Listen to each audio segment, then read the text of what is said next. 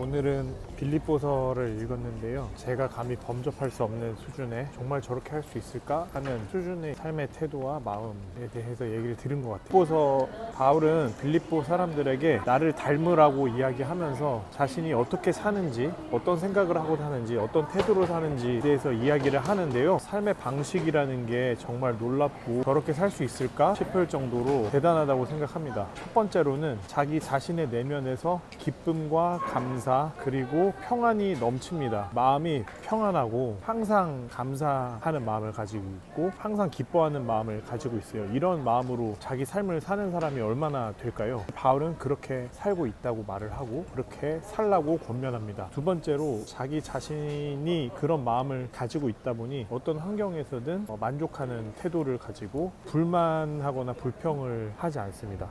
감옥에 갇힙니다. 가난하게 살기도 하고요. 같이 다니던 동지인 디모데라는 청년은 죽을 병에 걸립니다. 감옥에 갇히고 죽을 병에 걸리고 가난하게 살기도 하고 그런 환경적인 어려움에 있어서 바울은 어떤 태도를 보이냐? 불평하지 않습니다. 환경을 불평하지 않는 태도를 가지고 있고요. 세 번째, 대인관계에 있어서 자신과 남을 비교하거나 자기 자신을 자랑하지 않고 오히려 자기 자신을 항상 낮춥니다. 다른 사람과 경쟁하지 않아요. 다른 사람들과의 상호작용에서 다른 사람들이 자신을 해코지한다든가 나쁘게 대한다든가 자기에게 사기를 친다든가 할 때 개의치 않습니다. 자기를 욕하면서 비난하면서 한다는 것을 개의치 않습니다. 그 사람들이 그렇게 해서 어떤 동기로든 예수님이 알려지는 것이니 자기는 상관이 없다라고 말을 합니다. 이렇게 자기 내면 속에서 항상 감사와 기쁨과 평안을 가지고 있는 사람, 그리고 환경 속에서 불평하거나 불만을 가지지 않고 어떤 환경에서든 살아갈 수 있다라고 하는 사람, 대인관계에 있어서도 다른 사람들이 자기를 비난하거나 비판하거나 공격해도 개의치 않는 사람, 어떻게 이렇게 살 수 있을까요? 바울은 자신은 이 땅을 바라보지 않고 영원을 바라보기 때문이라고 말을 하는데요. 그 바울과 대조되는 사람들에 대해서 어떻게 말하냐면은 이 땅의 삶에 매여 있는 사람, 자신의 배를 우상으로 삼은 사람들이라고 표현합니다. 자기의 욕심을, 욕망을 신으로 삼아서 살아가는 사람들이라고 표현을 해요. 자기 자신은 이제 그렇지 않다는 거죠.